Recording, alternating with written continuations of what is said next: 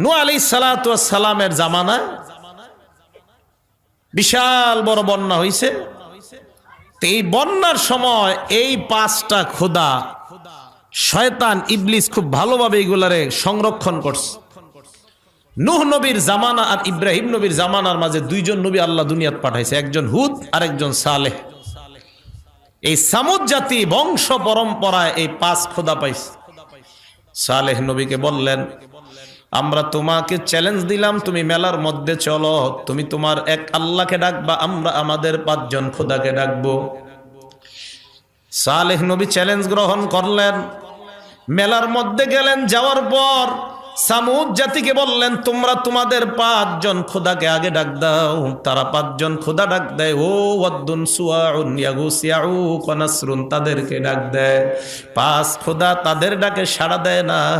এবার সামুদ জাতি বলল, সালেহ পয়গম্বর, তুমি তোমার এক আল্লাহর কাছে তুমি বলো, আল্লাহ যদি তোমার চাহিদা পূরণ করে দেয়, আমরা সবাই দলে দলে তোমার দলে প্রবেশ করার ওয়াদা করলাম। সালেহ নবী হাত তুললেন আল্লাহর কাছে দোয়া করার জন্য। যেই মাত্র দোয়া করবে, আল্লাহ সামুদ জাতি আইসা কয়ে, সালেহ পয়গম্বর, তুমি দোয়া করলে হবে না, আমাদের চাহিদা আল্লাহর কাছে বলো। আল্লাহ যদি আমাদের চাহিদা পূরণ করতে পারে, তাহলে আমরা বুঝবো আল্লাহ একজন আছে। সালেহ নবী বললেন, বলো তোমরা কি বলতে চাও? সামুদ জাতি কয়, আল্লাহকে বলো, আইয়ুরিয়ানা নাকাতান মিন হাযাল জাবালিল্লাযী উদিআত মিনাস সখরা, এই যে একটা পাহাড় দেখা যায়, যে পাহাড়টা পাথর দিয়ে তৈরি করা, আল্লাহকে বলো এই পাহাড়ের ভিতর থেকে জ্যান্ত মহিলা একটা উটনি আমাদেরকে বের করার জন্য বলো। এবার আপনারা বলেন, পাহাড়ের ভিতরে কি উট থাকে? আপনারা না যেভাবে বলছেন মনে হয় এই এলাকায় থাকে। আরে পাহাড়ের ভিতরে কি উট থাকে? তো এটা আগের জোরে বলতে পারলেন না? আসতে বলার অর্থ তো এরকম হয় যে হয়তো আমার তো জানা নাই, গাজীপুর থাকতে পারে, যে থাকে বলেন, সমস্যা নাই। পাহাড়ের ভিতর বলতে আবার পাহাড়ের আশেপাশে না, অর্থাৎ যে পাহাড়টা তৈরি এটার ভিতরে। তো সালেহ নবী আল্লাহর কাছে দোয়া করবে, আল্লাহ আপনি এই পাথরের পাহাড়ের ভিতর থেকে একটা উটনি বের করে দেন। যেই মাত্র দোয়া করবে, সামুদ সম্প্রদায় ঈশা কয়, না না, এই দোয়া করলে হবে না। কয় কেন? কয় যদি আগে থেকে থাকে ভিতরে। আল কামিল ফি তারিখের মধ্যে আল্লামা ইবনুল আসির রহমতুল্লাহি আলাইহি লম্বা আলোচনা আনছেন। তো বলো, কি বলবো তোমরা বলো। এবার তারা বলল, আল্লাহকে বলো, আইয়ুরিয়ানা নাকাতান, আল্লাহ যেন একটা উটনি দেখায় এই পাহাড়ের যে কোনো একটা পাথর থেকে। প্রথম বলল পাহাড়ের ভিতর থেকে, এরপর বলল যে কোনো একটা পাথর। সালেহ নবী হাত তুললেন, আল্লাহ যেই মাত্র দোয়া করবে, সামুদ জাতি কয়, না না, এই দোয়া করলে হবে না, যদি যে কোনো পাথরের ভিতর উটনি থাকে। তো যেই মাত্র এই কথা বলছে, কয় পাথরের ভিতর যদি উটনি থাকে, কি জ্ঞান বুদ্ধি নিয়ে চলে, পাথরের ভিতর বলে উটনি থাকে। তো সালেহ নবী বলেন, বলো তোমরা কি বলবো। এবার তারা তাকায় দেখে আলাদা একটা পাথর দেখা যায় এক জায়গায় পড়ে আছে। ডাক দিয়া বলে, সালেহ পয়গম্বর, আল্লাহকে বলো, আইয়ুরিয়ানা নাকাতান মিন হাদিহিস সখরাতিল মুনফারিদা, এই যে পৃথক একটা পাথর দেখা যায়, এই পাথরের ভিতর থেকে জ্যান্ত মহিলা একটা উটনি যেন বের করে দেখা দেয়। সালেহ নবী হাত তুলে বললেন, আল্লাহুম্মা আরিনা নাকাতান মিন হাদিহিস সখরাতিল মুনফারিদা, আল্লাহ তুমি আমাদেরকে এই যে পৃথক একটা পাথর দেখা যায়, এই পাথর থেকে জ্যান্ত মহিলা একটা উটনি তুমি বের করে দেখা দাও। যেই মাত্র সালেহ নবী দোয়া করতে লাগলেন, তারা পাথরের দিকে তাকায় দেখে তাতামাখাজু কামা তাতামাখাজুল হামেলা, গর্ভবতী নারীর পেটে বাচ্চা আসলে পেটটা যেমন বড় হয়ে যায়, তাকায় দেখে পাথরের পেট আল্লাহ কুদরতি ভাবে বড় বানায় দেয়। সব ক্ষমতার মালিক কে? অবাক হয়ে মানুষগুলা তাকায় আছে। সালেহ নবী বললেন, অপেক্ষা করো। এবার তারা তাকায় দেখে শাক্কাতিস সখরা, পাথর ফেটে যায়, পাথরের ভিতর থেকে জ্যান্ত মহিলা একটা উটনি হাঁটতে হাঁটতে সামুদ জাতির সামনে উপস্থিত হয়ে যায়। সালেহ নবী বললেন হেদায়েত গ্রহণ করে নাও। তারা কয় এখন না, আরো বাকি আছে। কয় কি বাকি? কয় আল্লাহরে বলো এই যে মহিলা উটনি এটার ভিতর থেকে আমাদেরকে দুধ পান করাইতে বলো আল্লাহকে। সালেহ নবী বললেন বাচ্চা ছাড়া কিভাবে দুধ পান করাবে? কয় যে আল্লাহ পাথর থেকে উটনি বের করে দেখাইলেন ওই আল্লাহ বাচ্চা ছাড়া দুধ পান করায় দেখাইতে পারেন। সালেহ নবী দোয়া করলেন আল্লাহ মেহেরবানি করে সামুদ জাতিকে আপনি এই প্রাণীর দুধ পান করায়া দেন। আল্লাহ বললেন সালেহ পয়গম্বর তাদেরকে বলেন তাদের ঘরের মধ্যে যত কলস ড্রাম বালতি আছে সব নিয়ে আসার জন্য বলেন। সামুদ জাতি কয় এটা আবার কেন? সালেহ নবী বললেন আল্লাহর হুকুম, তোমরা নিয়ে আসো। সবাই তাদের যত পাত্র আছে কলস ড্রাম যা কিছু আছে সব নিয়ে উপস্থিত হয়ে যায়। এবার আল্লাহ বললেন উটনির ওলানের মধ্যে হাত দাও। উটনির ওলানে যেই মাত্র হাত দেয় উটনি থেকে এত পরিমাণ দুধের ব্যবস্থা আল্লাহ করে দিলেন। ওই কলস ড্রাম সব ভর্তি হওয়ার পর উল্টা মাটির মধ্যে দুধ পড়া আরম্ভ হয়ে যায়। সালেহ নবী বললেন হেদায়েত গ্রহণ করে নাও। কয় আরো কিছুদিন দেখি। আল্লাহ এবার বিধান দিয়ে দিলেন সালেহ নবী আপনি জনগণকে জানায়া দেন হাদিহি নাকাতুল্লাহি লাকুম আয়াতান ফাদারুহা তাকুল ফি আরদিল্লাহ। এটা হলো আল্লাহর কুদরতি একটা উটনি। ফাদারুহা এই উটনিকে জমিনের মধ্যে তোমরা স্বাধীনভাবে ছেড়ে দাও। তাকুল ফি আরদিল্লাহ আল্লাহর জমিনে যেখান থেকে মন চায় খাবে। আরেকটা বিধান আল্লাহ দিয়ে দিলেন ওয়ালা তামাসসুহা বিসুইন, সাবধান এটার শরীরে কেউ যেন খারাপ ভাবে কখনো স্পর্শ না করে, কেউ যেন আঘাত না করে, কেউ যেন পিটা না দেয়। আল্লাহ বলেন ফায়াখুযাকুম আযাবুন করিব, যদি এটার শরীরে আঘাত করো তাহলে তোমাদের উপর অতি নিকটের একটা আযাব সবার উপরে আসবে। ভালো করে বুঝেন, অপরাধ করবা দুই একজন গজব হবে পুরা এলাকার উপর। এই জন্য আল্লাহর নবী বলেন একটা দল আসে ইয়াগজু যেই সুনীল কাবা, কিয়ামতের আগে একটা দল কাবা শরীফের উপর হামলা চালানোর জন্য যাবে। এদের মধ্যে এমন লোক থাকবে যারা ব্যবসার জন্য মদিনায় যাবে, মক্কায় যাবে। আরেক দল থাকবে হজ করার জন্য যাবে। এদের মধ্যে আরেক দল যারা কাবার উপর হামলা করার জন্য যাবে। আল্লাহর নবী বলেন যেই মাত্র তারা কাবার কাছাকাছি যাবে আল্লাহ সকলকে ধ্বংস করে দিবেন। আম্মা জানা আয়েশা সিদ্দিকা বলেন ইয়া রাসূলুল্লাহ ওয়া ফীহিম মান লাইসা মিনহুম, এদের মধ্যে তো এমন মানুষ আছে যারা মূলত কাবা ধ্বংস করার জন্য আসে নাই। আল্লাহর নবী জবাব দেয় ইউবাসুনা আলা নিয়াতিহিম, এরা যদিও কাবা ধ্বংস করার জন্য আসে নাই এদের মনের নিয়তের খবর আল্লাহ জানে। যারা মূলত অপরাধের মধ্যে লিপ্ত না, কিয়ামতের ময়দানে সকলকে আল্লাহ উঠাইবেন নিয়ত অনুযায়ী আলাদা আলাদা করে। ভালো নিয়তওয়ালাদেরকে আল্লাহ জান্নাতের মেহমান বানায় দিবেন। অপরাধ একজন করলে গজব আসে পুরা এলাকায়। মসজিদ মাদ্রাসার উপর যদি অপরাধ করেন দুই চারজন গজব পুরা এলাকায় আসবে। কথা কি বুঝে আসছে? মসজিদ কার ঘর? মাদ্রাসা নবীর ঘর। এই মসজিদ মাদ্রাসায় যদি উল্টা পাল্টা কেউ তাকায় এটিও আল্লাহর কুদরত, আল্লাহর নিদর্শন। এই দিকেও যদি কেউ উল্টা পাল্টা দৃষ্টি দেয় তা আল্লাহ পাক রব্বুল আলামিনের জিহাদি মুজাহিদ বান্দা আছে দুনিয়ায় মুসলমানরা তখন বসে থাকবে না।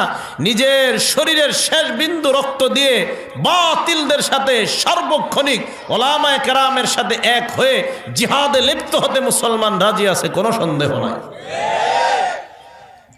সালেহ আলাইহিস সালাতু ওয়াস সালাম তাদেরকে জানায়া দিলেন কেউ কিন্তু খারাপভাবে এটারে ধরবা না। এই কথা বলার পর সালেহ আলাইহিস সালাতু ওয়াস সালাম বলে দিলেন এলাকায় দুইজন খারাপ মহিলা ছিল। এই দুই খারাপ মহিলার কাছে প্রতিদিন দুইজন খারাপ মানুষ অপকর্ম করার জন্য যাইত।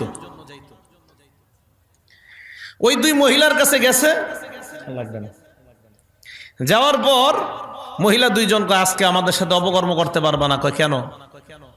আগে এক কাজ করতে হবে, সালেহ নবীর আল্লাহ যে উটনি দিছে এই উটনিটাকে হত্যা করবা। বলেন নাউজুবিল্লাহ। বলেন তো হত্যা একজনে করলে গজব আসবে পুরা সবার উপর। এই দুইজন হলো একটু খারাপ প্রকৃতির। তারা বের হলো, বের হওয়ার পর চিন্তা করলো, হায় হায়, এখন যদি এইটারে হত্যা না করি তাহলে তার অপকর্ম করতে পারবো না। তারা এবার ভাড়াটে ডাকাত তালাশ করতে লাগলো। আল্লাহ এই কথাটা কোরআনে বলছেন, وكان في المدينة 9 رهط يفسدون في الأرض ولا يصلحون। এলাকায় 9 জনের একটা ডাকাত দল ছিল। এই 9 জনের ডাকাতের সন্ধান তারা পেয়ে যায়। এদেরকে তারা তালাশ করে তাদের কাছে গিয়ে বলে, ও ডাকাত ভাই, টাকার বিনিময়ে একটা মার্ডার করতে পারবা কিনা? ডাকাতরা জবাব দেয়, আমরা টাকা পাইলে সব করতে রাজি, বলো কি করতে হবে? তারা বলল, আল্লাহর যে কুদরত, সালেহ নবীকে যে উটনি আল্লাহ দান করলেন, এই উটনিটা রাতের বেলা হত্যা করবা। বলেন নাউজুবিল্লাহ। 9 জন ডাকাত জবাব দেয়, টাকার বিনিময়ে মানুষ হত্যা করি, আর একটা প্রাণী হত্যা করা কোনো ব্যাপার না। ভালো করে মনে রাখবেন, হত্যা করা ইসলাম ধর্মে কোনোভাবে সমর্থন করে না, অন্যায়ভাবে হত্যা করাকে। আব্দুল্লাহ ইবনে ওমরের বর্ণনা, আল্লাহর নবী বলেন, মান কতালা মুআহিদান লাম ইয়ারাহ রাইহাতাল জান্নাহ ওয়া ইন্না রিহাহা তুজাদু মিন মাসিরাতি 40 আমা। আল্লাহর নবী বলেন, কোন মুসলমান যদি অন্যায়ভাবে কোন মুসলমানকে হত্যা করে, এই মুসলমানটা জান্নাতের ঘ্রাণও পাবে না, অথচ জান্নাতের ঘ্রাণ 40 বছরের দূরে থেকে জান্নাতীর নাকের মধ্যে আল্লাহ পৌঁছায় দেয়। হত্যা করা যাবে না, এটা অন্যায়, এবং হত্যাকাণ্ডকে সমর্থনও করা যাবে না, এটা অন্যায়। কেন সমর্থন করা যাবে না? যে যাকে হত্যা করবে, বুখারী শরীফের বর্ণনা, আল্লাহ রাসূল সাল্লাল্লাহু আলাইহি সাল্লাম বলেন, আকবরুল কাবাইর, সবচেয়ে বড় কবিরা গুনাহ 4টা। 1 নাম্বার আল ইশরাকু বিল্লাহ, আল্লাহর সাথে শিরিক করা। 2 নাম্বার কতলু নাসামা, অন্যায়ভাবে কাউকে হত্যা করা। 3 নাম্বার উকুকুল ওয়ালিদাইন, পিতামাতার নাফরমানি করা। 4 নাম্বার কাউলু যুর কানা মুত্তাকিআন সুম্মা ক্বালা ওয়া শাহাদাতু যুর, 4 নাম্বার মিথ্যা কথা বলা। নবী এইভাবে ছিলেন, হেলান দেওয়া, উইঠা বললেন, মিথ্যা সাক্ষী দেওয়া, এটাও বড় অপরাধ। তাহলে এই হত্যাকাণ্ড, এগুলো ইসলাম সমর্থন করে না। তো এরা 9 জন ডাকাত কয়, কি ব্যাপার না, টাকার বিনিময়ে মানুষ মারি আর একটা প্রাণী মারবো, এটা কোনো ব্যাপার না। রাতের বেলা গেছে। এই 9 ডাকাতের মধ্যে একজনের নাম কুদার। বলেন কি নাম? কুদার, কফ দাল আলিফ র, কুদার। তাফসিরে জালালাইনে তার নাম আসছে, নাম কি? কুদার। 9 জন ডাকাত যায়। যাওয়ার পর কুদার নামক ডাকাত সর্বপ্রথম উটনির উপর হামলা চালায়। ডাকাতরা উটনিটাকে রাতের বেলা হত্যা করার পর সকালবেলা এলাকার মধ্যে খবর ছড়ায় যায়, আল্লাহর কুদরতটা কারা জানি হত্যা করছে। সবার মধ্যে আতঙ্ক। এখন আযাব যদি এলাকায় আসে, সবার উপর আসবে। সালেহ নবীর কানে যায়, পয়গম্বর, কারা জানি রাতের বেলা আল্লাহর কুদরতটা হত্যা করছে। সালেহ নবী উটনির কাছে আসলেন আর বললেন, কারা এই কর্মটা করলা? তাড়াতাড়ি বলো, অন্যথায় আল্লাহ আমাকে জানায়া দিবে। 9 জন ডাকাত তারা বলে, নবী যেহেতু আল্লাহর মাধ্যমে জেনে নিবেন, চলো একটা কাজ করি, আজকে রাত্রে নবীকেই হত্যা করি। বলেন নাউজুবিল্লাহ। শুধু তাই নয়, তারা শপথ করলো, ক্বালু তাকাসামু বিল্লাহি লানুবাইয়িতান্নাহু ওয়া আহলাহু সুম্মা লানাকুলান্না লিওয়ালিয়িহি মা শাহিদনা মাহলিকা আহলি। আমরা রাতের বেলা সালেহ নবী এবং তার পরিবারের উপর রাতে হামলা চালাবো। এরপর আমরা তার পরিবারকে বলবো, মা শাহিদনা মাহলিকা আহলি, এই হত্যাকাণ্ডের ব্যাপারে আমাদের কোনো জানা নাই, কোনো জ্ঞান নাই। রাতের বেলা হত্যাকাণ্ড করব, যেই ভাবনা সেই কাজ। 9 জন ডাকাত রাতের বেলা তালাশ করতে করতে সালেহ নবীর বাড়ি পর্যন্ত পৌঁছে যায়। সালেহ নবীর বাড়ির সামনে একটা পাহাড়, এই পাহাড়ের পিছনে গিয়ে 9 জন ডাকাত পলায়ন করলো। ডাকাতরা পরামর্শ করলো, নবী যখন রাতের বেলা ইবাদত করার জন্য জাগ্রত হবে, তখন তার উপর আমরা হামলা চালাবো। যেই মাত্র নবী রাতের বেলা উঠলেন সালাত আদায় করার জন্য, এই 9 জন ডাকাত আল্লাহর নবী সালেহের উপর আক্রমণ করতে যায়। কে যেন উল্টা তাদের উপর আক্রমণ চালায়। আশেপাশে তাকায় দেখে কেউ নাই, কে আক্রমণ চালায়। এবার দ্বিতীয়বার আবার আক্রমণ চালায়। দ্বিতীয়বার কে যেন আবার তাদের উপর আক্রমণ চালায় দেয়। তারা চিন্তা করলো, তৃতীয়বার ফাইনাল আক্রমণে সালেহ নবীকে আমরা বিদায় করব। যেই মাত্র তৃতীয়বার হামলা করার জন্য যায়, কে যেন ফাইনাল আক্রমণ করে তাদেরকেই বিদায় করে দেয়। আল্লাহু আকবার। চোরারা রাতে চুরি করলে সকালে যদি ঘরে না আসে, মা বাবা টেনশন, কিরে কই আমার ছেলে, কোন বাড়ির চেয়ারম্যান জানি বাইন্দা রাখছে গাছের সাথে, আল্লাহ জানে, নাকি কোনো পুকুরে ফালায় রাখছে জনগণ মাইরা, নাকি জেলে আছে, না থানায় আছে, না গাজীপুর থানায় গিয়া বামু। চোরাগো মা বাবা কিন্তু এইটাই চিন্তা করে। তো ডাকাত 9 জনের মা বাবা দেখে ছেলেরা বাড়িতে আসে না, ঘটনা কি কই গেল। তালাশ করতে করতে ওই রাস্তায় গেছে। আমগো ছেলেগুলারে দেখছো? রাতের বেলা তো দেখছিলাম এই রাস্তা দিয়ে কই জানি যায়। তালাশ করতে করতে তারা রাস্তার শেষে গিয়া দেখে একটাই বাড়ি আছে, সালেহ নবীর বাড়ি, আর কারো বাড়ি নেই। ডাক দিলেন, আপনি কি আমাদের ছেলেদের ব্যাপারে জানেন? উনি জবাব দিলেন না, আসলে উনি জানে না। তালাশ করতে করতে 9 জনের 9টা লাশ পাহাড়ের পিছনে পাইছে। লাশগুলো আনার পর তারা বলল, এই হত্যাকাণ্ড কে করছে? আপনি যদি না করেন, সালেহ নবী বললেন, বিশ্বাস করো আমি এই হত্যাকাণ্ডের ব্যাপারে কিছুই জানি না। সালেহ নবীকে তারা হুমকি দিল, আপনি এই হত্যাকাণ্ড করছেন, তোমার খবর আছে। এই হুমকি দিয়ে যখন তারা চলে যায়, আল্লাহ পাক রব্বুল আলামিন সালেহ নবীকে জানায়া দিলেন, পয়গম্বর তাদেরকে জানায়া দেন, রাতের বেলা আমার নবীকে তারা মারতে চায়, আমি আল্লাহ ফেরেশতাদের মাধ্যমে তাদেরকে শেষ করে দিলাম। এই জন্য মুসলমান আলেম উলামা এদের যে শক্তিটা, এটা হলো নেয়ামতি শক্তি, আর অন্যদের যে শক্তি এটা হলো বিভিন্ন কৌশলগত শক্তি। ভালো করে মনে রাখবেন, ওলামাদের শক্তি, ওলামাদের পাওয়ার, এটা হলো নেয়ামতি পাওয়ার। অন্যদের পাওয়ার এটা হলো কৌশলগত পাওয়ার।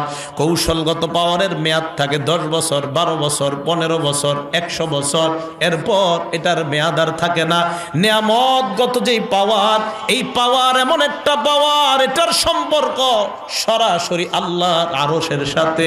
এই পাওয়ারের কারণে আল্লাহর কসম, যেই দেশের মধ্যে নেয়ামতি শক্তির পাওয়ার বেশি আছে, খোদার কসম, যারা ওই দেশের উপর লুলুপ দৃষ্টি দেয়, ওই দেশের উপর লুলুপ দৃষ্টি দিয়ে তারা কখনো সফল হতে পারবে না।